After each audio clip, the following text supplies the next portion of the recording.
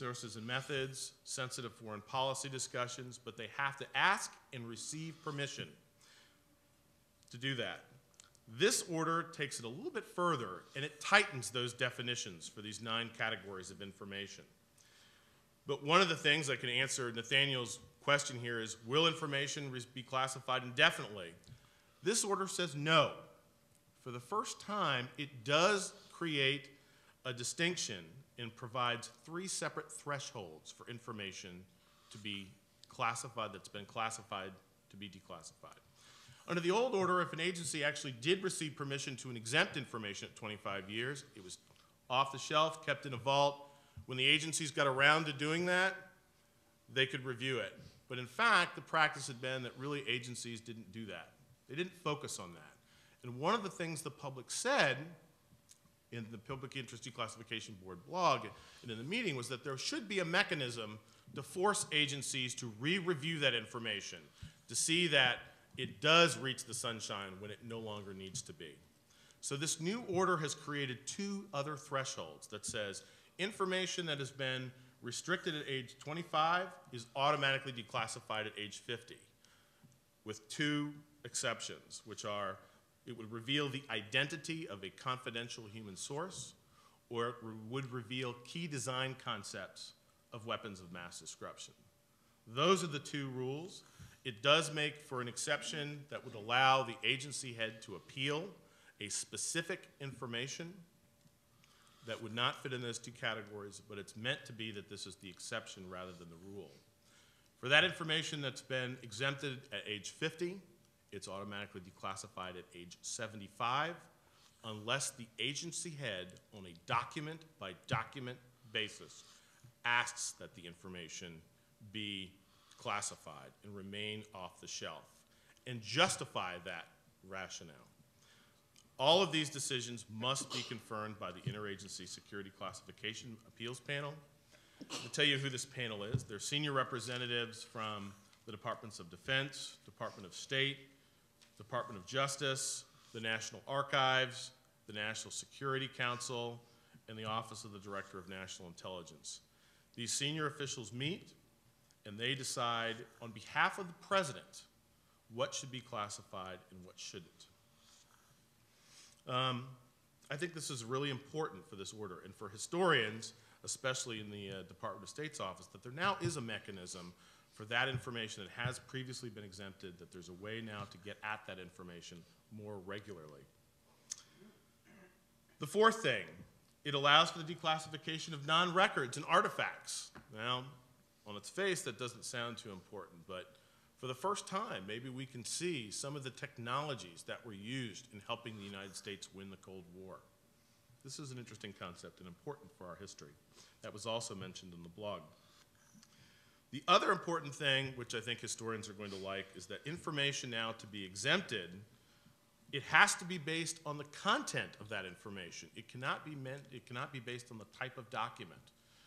And the board had heard throughout, and the historians also in the State Department have often said that the President's daily brief, his daily intelligence review, the CIA had previously said it was not subject to declassification, it would remain classified indefinitely. That is not the case. The President has said that this is not the case, that reviewers are expected to review this information and review the information on its merit to decide what is and should not be classified. The 5th thing, and the most important thing, I think, is that it established the National Declassification Center at the National Archives. And the idea behind this was that it would allow agencies to make more informed decisions.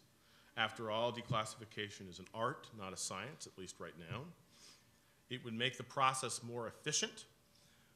And let me take a quick step back, because this is often hard to understand, is that usually when you talk about, I'm going to declassify a document, but really, that's not the case. That's the physical part of it, is stamping something declassified. But what agencies do is that they declassify information. So on a single piece of paper, there could be information from several different agencies, the State Department, the Department of Justice, the Army. These agencies need to collectively weigh in to see whether their information should remain secret or whether it should be declassified.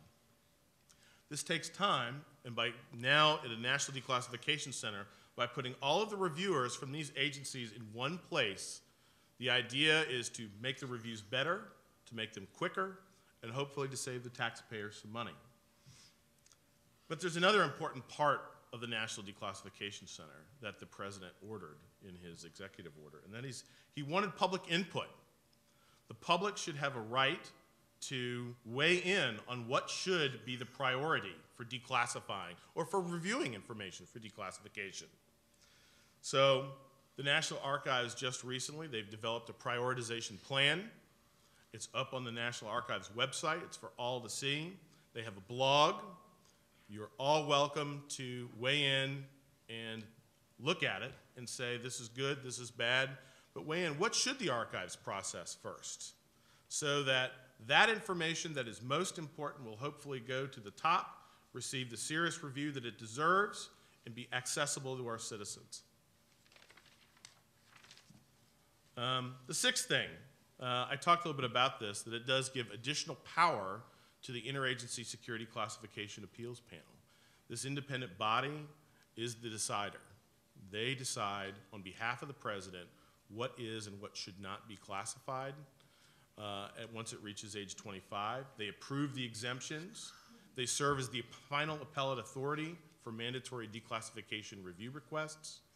And they also serve as the independent arbiter for those of us on the inside that hold security clearances that believe information is improperly classified. So this body has a lot of power, and they take that responsibility very seriously. The seventh thing is that it does tighten the restriction on reclassifying information. For information that reaches its way to the National Archives, it provides for my boss, the Director of the Information Security Oversight Office, with a role in deciding what should or should not be taken off of the shelf. I'd like to focus very quickly on how this order helps the Foreign Relations series, and how it helps historians, and how it helps the public. Well, it tightens the restrictions categories for that information that can be restricted at 25 years. It allows for the declassification for the public President's Daily Brief for the first time. It allows for the Historical Advisory Board and the Historian's Office, the historians themselves, and you, the public, the ability to comment on what the archives should be prioritizing for declassification. It changed the definition of a referral. And I'd hinted earlier about how agencies declassify their information. And the way that a document, a physical document, moves from one agency to another is called a referral. And it tightened the definition of referral so that agencies only need to refer information to another agency if they reasonably expect that the information is exemptable at age 25. This is supposed to really streamline the process at the National Declassification Center. Finally, for the Department of State, there's some language in the implementing regulation to this executive order, 2001.37, that requires agencies to support the foreign relation of the United States by facilitating and expediting the review of information that the historians have deemed especially noteworthy. It allows the FRUS to use the Interagency Security Classification Appeals Panel if agencies do not support them. I'd also like to talk a little bit towards the future quickly, because even though we're celebrating our past success, there are some challenges that lie ahead, and they're fairly significant. There's been exponential growth in the amount of classified information. I worked at the Nixon project. In the Nixon archives, there were 54 million pieces of paper in the project, not all of which have yet been archivally processed. In contrast, the George W. Bush administration has over 1 billion pieces of email. So there are going to be incredible challenges lying ahead in both trying to declassify information, review it, and also in how we go about doing our research and moving beyond paper. I think that, which leads me to my third challenge, which is that researchers are changing. How they access information is changing. Our students no longer look at indices in bibliographies and footnotes. More often than not, they're going to use Google, and they're going to search electronic databases, and they're going to expect 24/7 instant access to information where they are and not the other way around. Our current classification system is still facing challenges. This system was created during the onset of the Cold War. It's about 70 years old. It was based on the concept of need to know. It was based on the concept of moving paper from one person to another. It does not take into account the realities of our digital world and how we as a government work and move paper, move information around.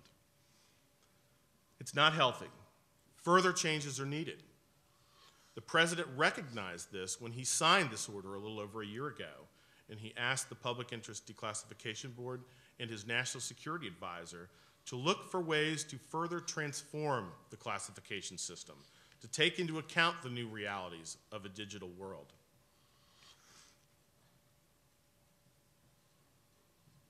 I think I'm going to end on that note here just a little bit so I allow some time for discussion. Well, thank you very much, John. So let me end